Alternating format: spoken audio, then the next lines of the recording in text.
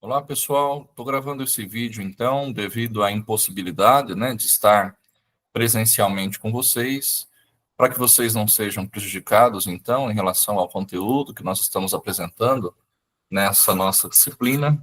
Eu achei por bem, então, nós fazermos essa gravação do conteúdo, e eu peço que vocês continuem fazendo a leitura, da apostila que já foi oferecida a vocês. E agora nós estamos entrando, então, na segunda unidade, e eu vou apresentar a primeira parte desta segunda unidade da nossa disciplina de Moral Fundamental 2, acerca da noção de pecado, né? Iniciando, então, esta segunda unidade, o tema é o pecado, um desafio para a pessoa de fé. Nessa unidade, captaremos o mal e o pecado na Sagrada Escritura. Então, esse é o nosso objetivo, esse é o nosso propósito nessa segunda unidade, ok? Estudaremos em seguida a noção de pecado original, aquilo que a teologia, então, enfim, define como pecado original, aquele que dá origem a todos os outros. Ao chegar nos tempos atuais, merece nossa atenção o processo, então, de perda do sentido de pecado, pois há um deslocamento hoje.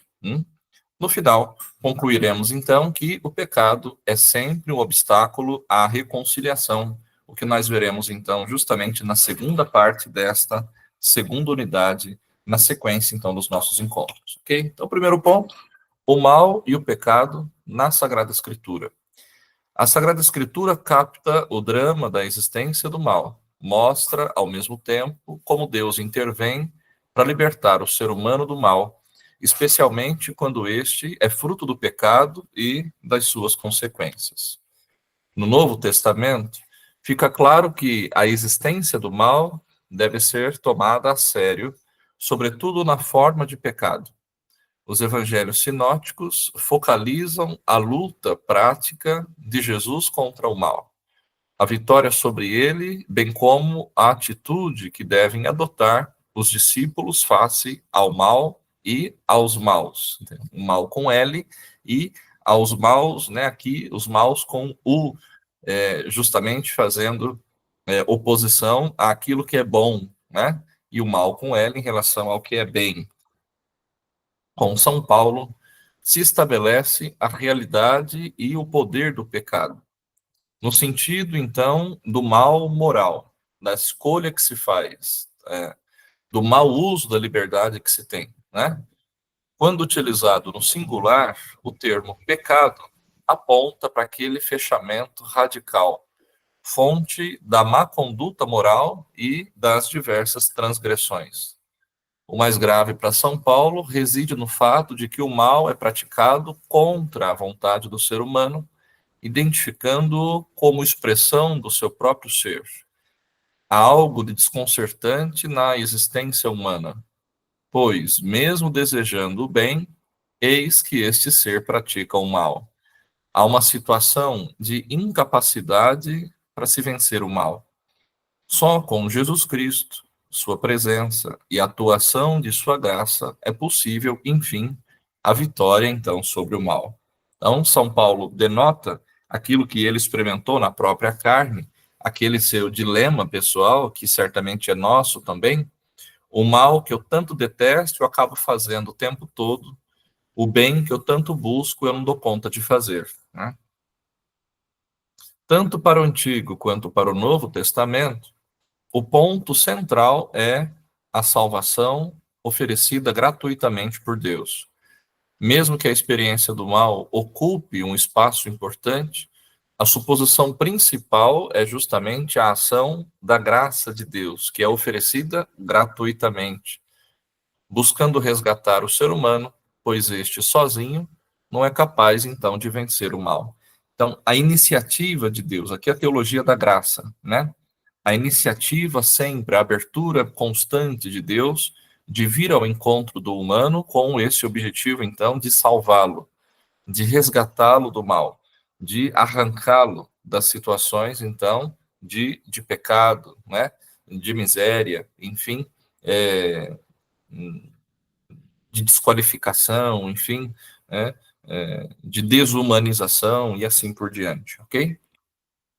No entanto, o mal cria uma situação em contradição àquela realidade primeira, ou seja, da criação do ser humano à imagem e semelhança de Deus.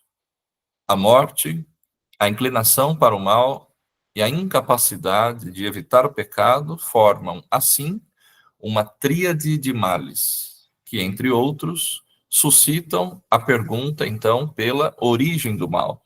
É uma pergunta filosófica e certamente vocês já tiveram a oportunidade de estudar, de ouvir falar, de pesquisar, inclusive tendo contato com as principais contribuições, né, dos autores daquela ciência, acerca da tentativa, então, de se explicar a origem do mal, e, evidentemente, é uma questão que toca também à própria teologia, e por que não dizer as demais ciências também, a antropologia, a sociologia, a psicologia, e assim por diante, né?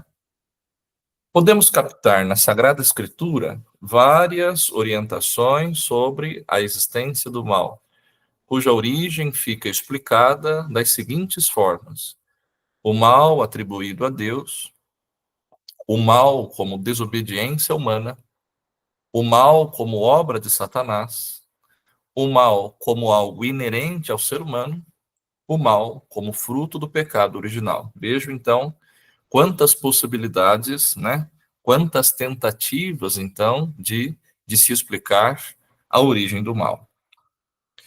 O crente israelita via em Deus o primeiro fundamento, a única causalidade da sua vida. O próprio mal, quer físico, com mais frequência, quer moral, com menos frequência, é, portanto, interpretado como proveniente da vontade de Javé. Então, essa é a primeira versão, né? A, a primeira hipótese, né, de que Deus seja o autor do mal. Já que ele é o criador de todas as coisas, ele poderia ser considerado o autor do mal também.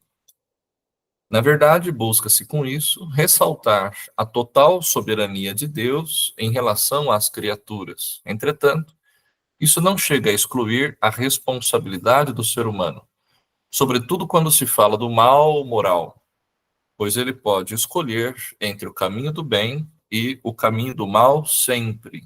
Essa é a solução, então, que todos aqueles que estudaram é, a origem do mal chegaram, de que, na verdade, ele não está em Deus, por exemplo, e nem no mundo, nem nas coisas criadas, mas ele está justamente naquele ponto de liberdade do ser humano, na sua capacidade, então, de fazer escolhas. E como é que se faz, então, essas escolhas? Em que medida ele consegue dar conta de agir bem, né? Ou não, de fazer boas ou más escolhas com a liberdade que ele tem a seu dispor. Outra orientação bíblica aponta para o mal como um castigo, uma consequência, né, da desobediência humana. Isso se dá quer rompendo a relação dialógica com Deus, quer deturpando as relações fraternas na comunidade humana.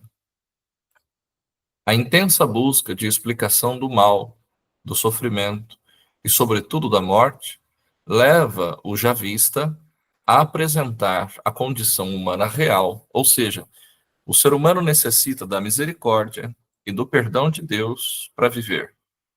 Por outro lado, deixa claro que é Deus Criador quem se opõe a toda sorte de maldades, buscando refrear o mal. Ao mesmo tempo, sublinha que Deus não abandona o ser humano. Deus o sustenta apesar de sua propensão para o mal, a sua inclinação para o mal.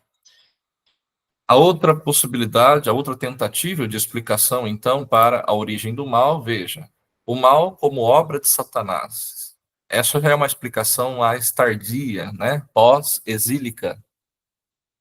É mencionado no Antigo Testamento, porém, tem toda a sua carga de tentador explanada no Novo Testamento. Ele é o tentador do ser humano, também tentador do próprio Jesus de Nazaré, naqueles 40 dias e 40 noites que passou pelo deserto. O pecado surge quando o ser humano cede à tentação, então, de Satanás.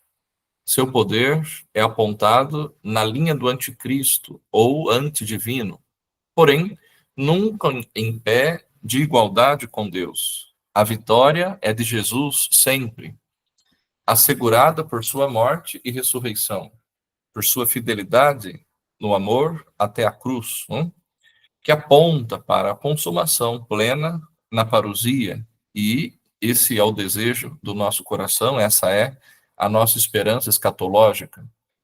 A explicação do mal como algo inerente ao ser humano. A outra possibilidade, então, de explicação é uma outra perspectiva bíblica, sobretudo presente na literatura sapiencial.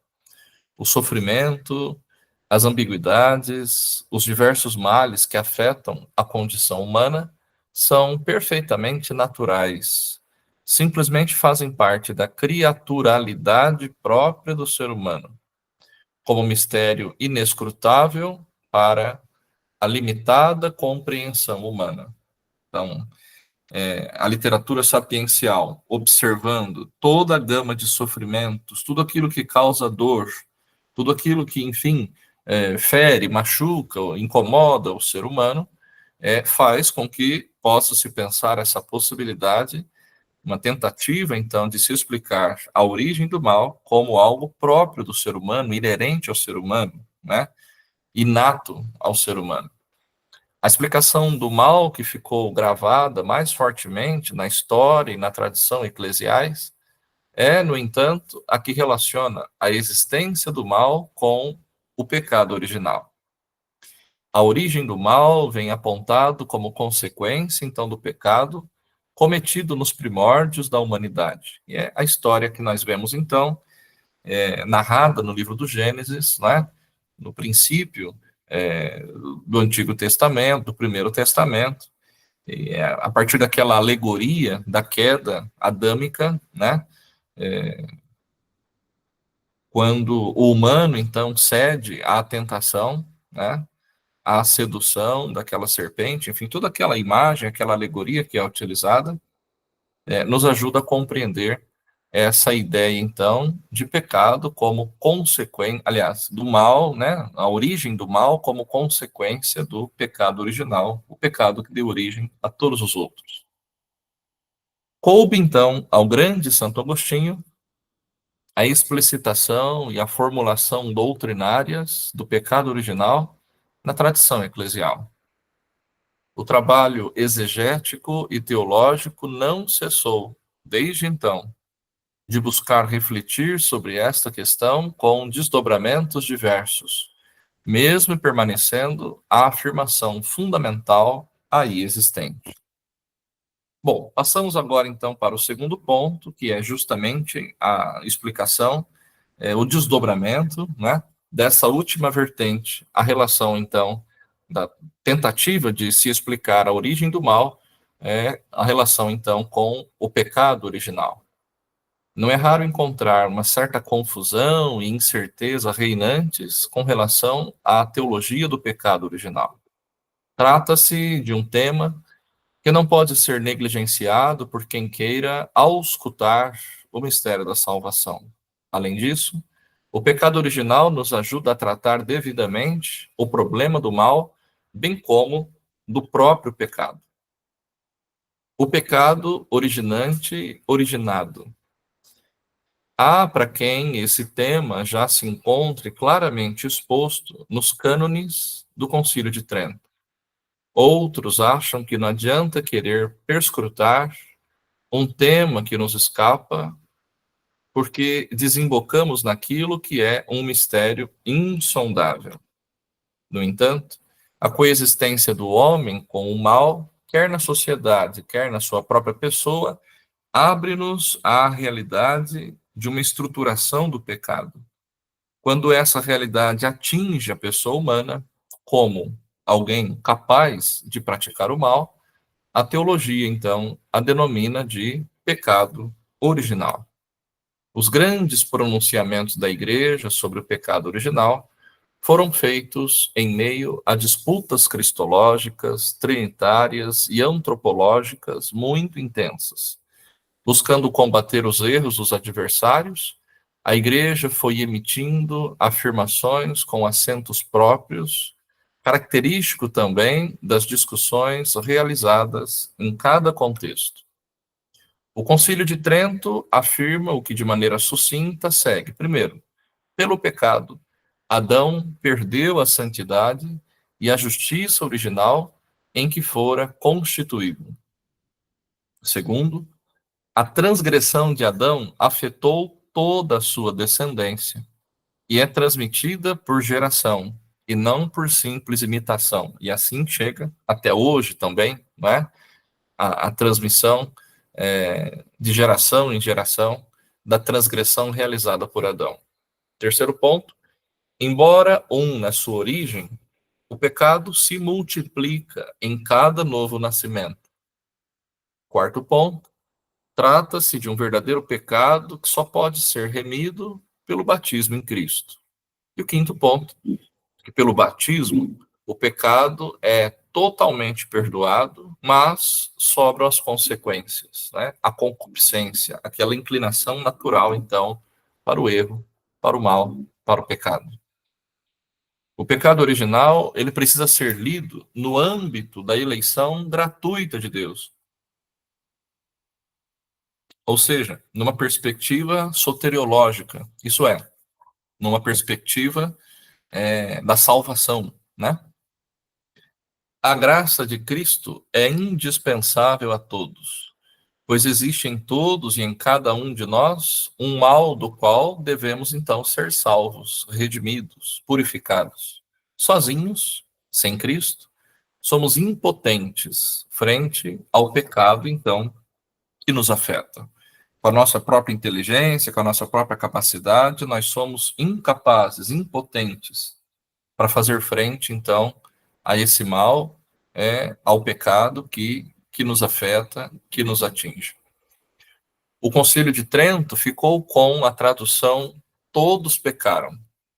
Deste concílio, importa reter aquele que é seu ensinamento fundamental, sua intenção básica ao se pronunciar sobre o pecado original. Esta pode ser resumida dessa maneira: o batismo liberta o homem de todo pecado, contra a ideia, então, da justificação protestante, não é? Essa afirmação. Todo ser humano que vem a este mundo precisa do perdão de Deus, e essa é a doutrina clara, então, do pecado original. Se todo ser humano precisa, é sinal de que, de fato, todos, de alguma maneira, herdamos, né, esse pecado. E o terceiro ponto que nós queremos, então, destacar no que se refere a esse nosso contexto atual, sobre a perda do sentido de pecado. Veja, o Papa Pio XII, em 1946, já falava que o maior pecado do século XX era justamente a perda do sentido de pecado. Ainda no final do século XX, caracterizava-se, aliás, verificava-se que, também na América Latina, essa crise é um fato que se evidencia de forma muito forte na queda da frequência ao sacramento da penitência. No Brasil, fala-se num colapso da praxis do confessionário. Não sei, se nós analisarmos uma visão mais pastoral, nós identificamos que há, sim, uma certa diminuição na busca das pessoas por se confessarem, ou na qualidade das confissões, com uma série de escrúpulos, com devocionismos, com visões um tanto quanto mágicas, superficiosas, né, com relação ao sacramento da reconciliação.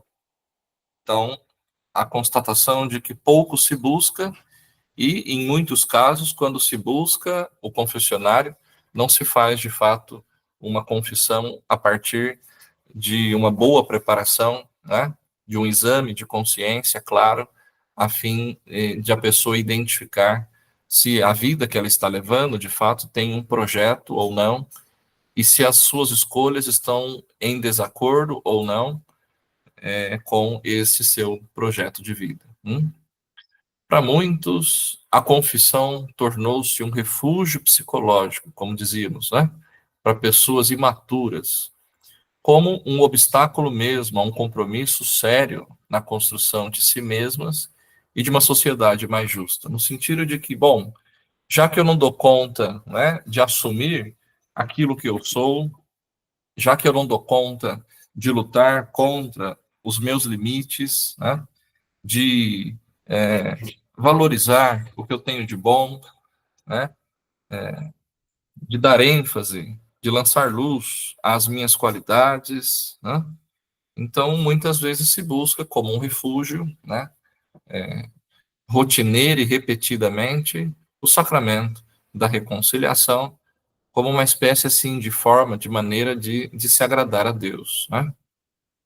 Ou com medo de ir para o inferno e assim por diante. Além disso, há um embotamento da consciência cristã devido à sociedade pluralista em que vivemos, onde falta, como no passado, um ethos comum e aceito por todos. Cada vez mais a gente tem comentado que é essa quebra de paradigmas, o esvaziamento, então, das certezas, né, absolutas, as referências que embasavam, né, um ethos comum, a busca de defesa de valores, de princípios, de uma forma mais coletiva, parece já não fazer parte hoje mais da busca, dos projetos pessoais, um tanto quanto individuais, individualizados, individualistas, individualizantes das pessoas, né? De modo que elas encontram uma dificuldade, então, né, de assumirem, né, nessa nossa sociedade pós-moderna, um tanto quanto pluralista, né, uma busca de se desenvolver, de se formar uma consciência com coerência, com autenticidade, né, com clareza do que se quer, do que se busca. Outro fator resulta de uma situação produto da confluência de vários condicionamentos biológicos, psicológicos, fatos do próprio passado, contexto social e etc. Ainda outro fator que contribui para esse embotamento moral, a lista clássica dos pecados, né? Aprendida na infância, na juventude, e não corresponde ao que o cristão adulto experimenta hoje como algo pecaminoso diretamente, né? Claro que guardando todas as devidas proporções e as diferenças que possam existir nessa afirmação que nós estamos fazendo. Também influi nesse sentido uma certa secularização da noção de pecado, na qual sua dimensão teológica desaparece, dando origem à consciência de que se peca somente quando a humanidade ou a sociedade ficando sem sentido, então, o sacramento da penitência. Então, se peca somente contra a humanidade, contra a sociedade, e aí vai secularizando a ideia de que, por exemplo, o erro cometido, o pecado cometido, não significa uma ofensa a Deus, ao seu projeto, né? E assim por diante. Há ainda dificuldade que sentem nossos contemporâneos de compreender e aceitar a mediação da igreja para o perdão de Deus. Isso aqui é muito comum, né? Há certamente uma concepção mágico-ritualista dos sacramentos, em especial do sacramento da penitência, que ainda subsiste em largas camadas no coração do nosso povo. Nós sabemos que há uma dificuldade imensa das pessoas entenderem que, de fato, o sacramento da reconciliação é uma mediação, então, oferecida pela igreja e que, de fato, tem a sua eficácia e garante, conta favoravelmente em favor daqueles que buscam, né, a santidade, enfim, que buscam fazer a vontade de Deus, viver de acordo com o seu projeto e assim por diante, através da mediação, então, da igreja, da pessoa do sacerdote, especificamente, a pessoas que encontram dificuldade e simplesmente afirmam: eu não vou me confessar com alguém que também é pecador um tanto quanto eu, não é? É mais ou menos assim que nós ouvimos e que às vezes até falamos, que é como as pessoas acabam encarando a dificuldade que encontram com relação ao sacramento da reconciliação. Para o teólogo John Sobrino, parece bastante claro que o avanço das ciências repercutiu na perda de consciência do próprio pecado. A psicologia tende a diluir a culpa em complexos fatores do comportamento humano e preconiza a liberação de culpabilidades exageradas que conduzem, então, a neuroses. Aqui é um ponto muito interessante que o John Sobrino, então, está indicando, né, com relação à visão que se tem ou que se pode ter em relação ao pecado, com a contribuição aqui da psicologia, e eu acredito que não de uma forma assim, como se diz, não é obrigatória, de uma forma consciente, né? Assim, querendo fazer isso, querendo agir dessa maneira, intencionalmente, né? Eu acredito que não seja a intenção, né? Da psicologia, da ciência, da psicologia, trabalhar dessa maneira, mas no desenvolvimento que ela vai fazendo, as pessoas certamente vão também aproveitando disso e já não sentem mais a culpa, já não entendem que algumas coisas que antes eram consideradas pecado, de alguma forma vão perdendo o sentido de pecado também. E aí as frases, mas todo mundo faz, ué, mas quem não erra? Né, e que atira a primeira pedra, e isso é uma expressão, né, para justificar, né, o pecado cometido, né? Então, uma coisa é de fato aquilo que disse Jesus num contexto próprio, né, de oferecer o seu perdão àquela mulher no momento em que disse vai e não peques mais. E antes ele tinha dito, né, cadê aqueles que estavam aqui, eles já, né, não te condenaram, eu também não te condeno, né? E antes ainda, quem não tiver pecado, que atire a primeira pedra e assim por diante, né? OK? As ciências sociais responsabilizam as estruturas pelo pecado objetivo, o qual tende a levar ao anonimato as responsabilidades pessoais. Veja, os estudos então de cientistas como Freud, Lorenz, Skinner e Marx contribuíram muito para uma mentalidade então um tanto quanto diferenciada de pecado. O Freud levanta uma grande desconfiança sobre a real liberdade humana e sua consequente responsabilidade ao representar o mal como fruto da dicotomia entre o instinto de morte e o instinto de vida. O ser humano não controlaria o instinto de morte, sendo condenado aos desmandos de seus próprios instintos de destruição, agressividade e morte. Essa visão do Freud, então, dizendo que, em outras palavras, na visão dele, nem todo erro cometido, nem todo pecado cometido pelo homem significa, então, que seja fruto, né, da sua própria consciência, de que às vezes esse homem, esse humano, pode estar condicionado por uma série de fatores, né, que tiram dele a liberdade, consequentemente, acaba tirando a própria responsabilidade também. O Lorenz se apoia na ideia de que, semelhante a todo animal, o ser humano tem na agressividade a origem de todo mal, sendo inevitáveis as guerras e a violência em geral. Por isso, o ser humano não pode ser responsabilizado pelo mal que pratica. O posicionamento, então, bem semelhante àquele de Freud. Então, de fato, em tese, no primeiro ponto, a gente consegue concordar, a gente entende que num momento de agressividade, o ser humano acaba, então, fazendo guerra, acaba agindo com violência, com vingança e etc. Mas, a partir disso, afirmar que só por conta disso, né, o ser humano não possa ser responsabilizado pelas suas ações, pelas suas escolhas, pelas suas atitudes, é um pouco difícil para nós entendermos dessa maneira. Já o Skinner apresenta o ser humano como um jogo de impulsos e reações que podem ser programados e controlados, inclusive biogeneticamente, extinguindo-se a responsabilidade pessoal.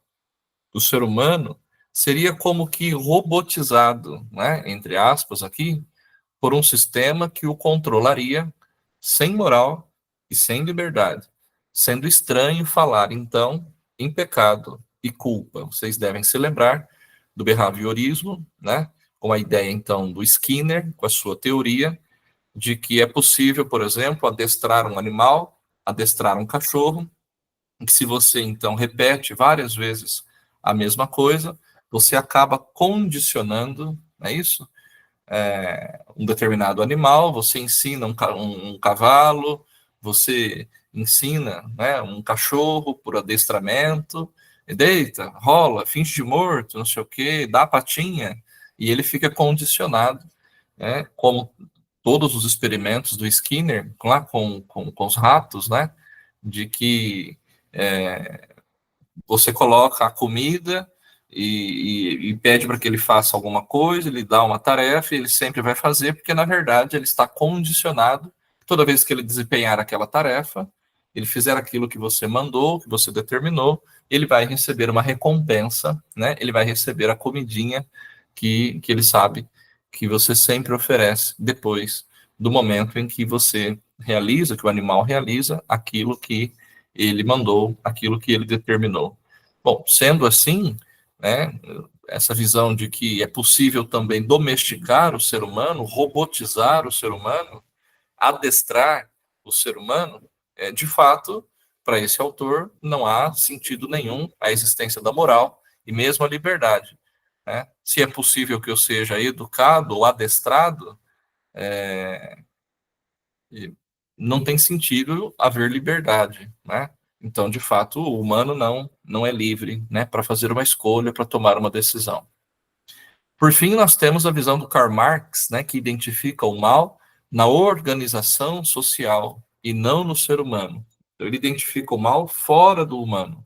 Desaparece o mal quando são superadas as estruturas injustas que oprimem os homens e os empurram, então, para a violência, para a revolta, para a revolução e etc. Então, o que deve ser trabalhado não é o interior do homem, mas tudo aquilo que está fora dele, está no seu interior, que é o que causa, enfim, na visão do Marx, a maldade, né, a guerra, a confusão, os conflitos, etc. Vejamos, então, para concluir, o que o Papa São João Paulo II afirmou sobre estes posicionamentos no documento Reconciliação e Penitência, no número 18. Abrindo aspas para a palavra do Santo Padre. Desvanece-se este sentido do pecado na sociedade contemporânea, também pelos equívocos em que se cai ao aprender certos resultados das ciências humanas. Com base em algumas afirmações da psicologia, a preocupação de não taxar alguém como culpado, nem colocar freio à liberdade, leva a nunca reconhecer uma falta. Por indevida exploração dos critérios da ciência sociológica, acaba-se por descarregar sobre a sociedade todas as culpas de que o indivíduo é, por fim, declarado inocente. É uma certa antropologia e uma certa antropologia cultural, por seu lado, à força de aumentar os condicionamentos e influxos ambientais e históricos, aliás, inegáveis, que agem sobre o homem. Limita-lhe tanto a responsabilidade que não lhe reconhece já a capacidade de fazer verdadeiros atos humanos e, por consequência, a própria possibilidade, então, de pecar. E a gente fecha aspas, a visão do Papa São João Paulo II, criticando, né, essas visões um tanto quanto fragmentadas que nós acabamos de ver que são oriundas das ciências humanas. A postura de autossuficiência é, sem dúvida, uma outra forma de vida que conduz ao esvaziamento da consciência de pecado. A autossuficiência correlaciona-se com o individualismo e cai facilmente na indiferença. Então, seguro de suas próprias capacidades, o ser humano acha que não precisa dos outros, nem mesmo de Deus e de seu perdão. esvaziando o reconhecimento do seu próprio pecado, tendo dificuldade, então, de olhar para dentro de si e de identificar com muita transparência e confiança, evidentemente, com muita fé, aquela certeza que eu sempre gosto de lembrar de que nós somos todos pecadores, todos limitados, né? Somos todos incompletos, estamos ainda no processo de fazimento, de construção constante, de amadurecimento sem fim. Bem, gente, essa então é a primeira parte, né, dessa nossa segunda unidade da nossa disciplina, então, de Moral Fundamental 2, sobre a teologia do pecado. Eu peço que vocês, então, leiam, né, a apostila, assistam esse vídeo, que basicamente é um resumo de tudo que está lá escrito na apostila. Havendo dificuldades, enfim, sugestões ou surgindo questionamentos, vocês, então, tomem nota e no nosso próximo encontro, se Deus quiser, a gente tenta esclarecer, conversar juntos, enfim, debater, chegarmos a um conhecimento, né, no nosso próximo encontro, tá bem? Um abraço, até logo, se cuidem.